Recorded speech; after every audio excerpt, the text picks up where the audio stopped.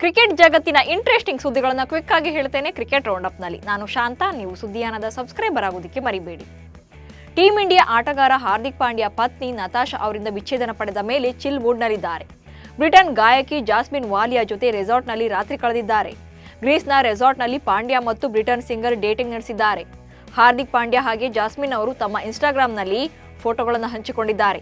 ಇಬ್ಬರೂ ಕೂಡ ಪ್ರತ್ಯೇಕವಾಗಿ ಫೋಟೋವನ್ನು ಕ್ಲಿಕ್ಕಿಸಿಕೊಂಡು ಪೋಸ್ಟ್ ಮಾಡಿದ್ದು ಪರಸ್ಪರ ಫಾಲೋ ಮಾಡಿಕೊಂಡಿದ್ದಾರೆ.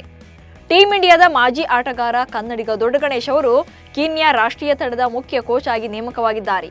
ಗೋವಾ ತಂಡದ ಕೋಚ್ ಆಗಿ ಕಾರ್ಯನಿರ್ವಹಿಸಿದ್ದ ಕರ್ನಾಟಕ ವೇಗಿ ಇದೀಗ ರಾಷ್ಟ್ರೀಯ ತಂಡದ ಪರ ಹೊಸ ಇನ್ನಿಂಗ್ಸ್ ಅನ್ನು ಆರಂಭಿಸೋಕೆ ಸಜ್ಜಾಗಿದ್ದಾರೆ. ದೊಡ್ಡ ಗಣೇಶ್ ಅವರ ನೇತೃತ್ವದಲ್ಲಿ ಕೀನ್ಯಾ ತಂಡವು ಮುಂಬರುವ ಐಸಿಸಿ ಡಿವಿಷನ್ 2 ಚಾಲೆಂಜ್ ಲೀಗ್ನಲ್ಲಿ ಕಣಕ್ಕಿಳಿಯಲಿದೆ. ಟೀಂ ಇಂಡಿಯಾದ ಟಿ20 ನಾಯಕ ಸೂರ್ಯಕುಮಾರ್ ಯಾದವ್ ಹಾಗೆ ಶ್ರೇಯಸ್ ಅಯ್ಯರ್ ದೇಶೀಯ ಕ್ರಿಕೆಟ್ ಟೂರ್ನಿಯ ಪಂದ್ಯವೊಂದನ್ನು ಆಡೋಕೆ ಮುಂದಾಗಿದ್ದಾರೆ.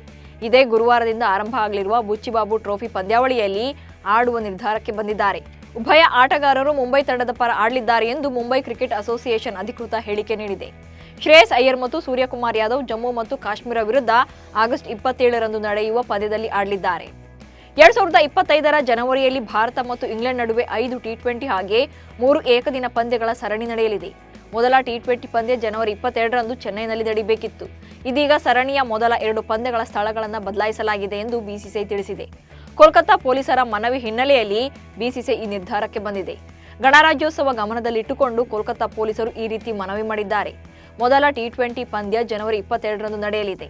ಈ ಪಂದ್ಯ ಚೆನ್ನೈ ಬದಲಿಗೆ ಕೋಲ್ಕತ್ತಾದಲ್ಲಿ ನಡೆಯಲಿದೆ. ಇನ್ನು ಎರಡನೇ ಪಂದ್ಯ ಜನವರಿ 25ರಂದು ಕೋಲ್ಕತ್ತಾ ಬದಲಿಗೆ ಚೆನ್ನೈನಲ್ಲಿ ನಡೆಯಲಿದೆ.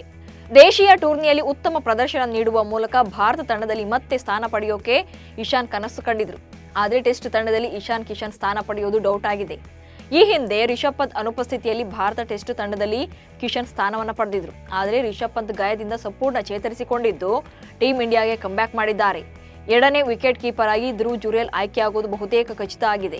ಹಾಗಾಗಿ ಇಶಾನ್ ಕಿಶನ್ ಅವರಿಗೆ ಟೆಸ್ಟ್ಗೆ ಕಂಬ್ಯಾಕ್ ಮಾಡೋಕೆ ಚಾನ್ಸ್ ಕಡಿಮೆ ಇದೆ. ಟೀಂ ಇಂಡಿಯಾದಲ್ಲಿ ಸ್ಥಾನ ಸಿಗದೆ ಪರದಾಡ್ತಿರೋ ಪೃಥ್ವಿ ಶಾ ಸದ್ಯ ಭಾರತ ತೊರೆದು ಇಂಗ್ಲೆಂಡ್ನಲ್ಲಿ ಕೌಂಟಿ ಕ್ರಿಕೆಟ್ ಆಡ್ತಿದ್ದಾರೆ. ಕೌಂಟಿ ಕ್ರಿಕೆಟ್ನಲ್ಲಿ ಆರ್ಭಟಿಸಿ ಕಂಬ್ಯಾಕ್ ಮಾಡೋ ಲೆಕ್ಕಾಚಾರದಲ್ಲಿದ್ದಾರೆ.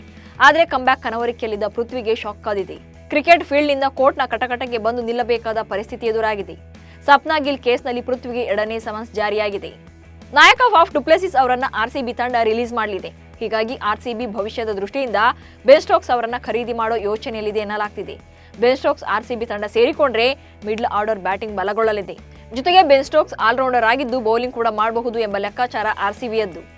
ಆಸ್ಟ್ರೇಲಿಯಾ ತಂಡದ ಸ್ಟಾರ್ ಆಟಗಾರ ಸ್ಟೀವ್ ಸ್ಮಿತ್ ಈ ಬಾರಿಯ ಐಪಿಎಲ್ ಮೆಗಾ ಹರಾಜಿಗೆ ಹೆಸರು ನೋಂದಾವಣೆ ಮಾಡಿಕೊಳ್ಳುವುದಾಗಿ ತಿಳಿಸಿದ್ದಾರೆ.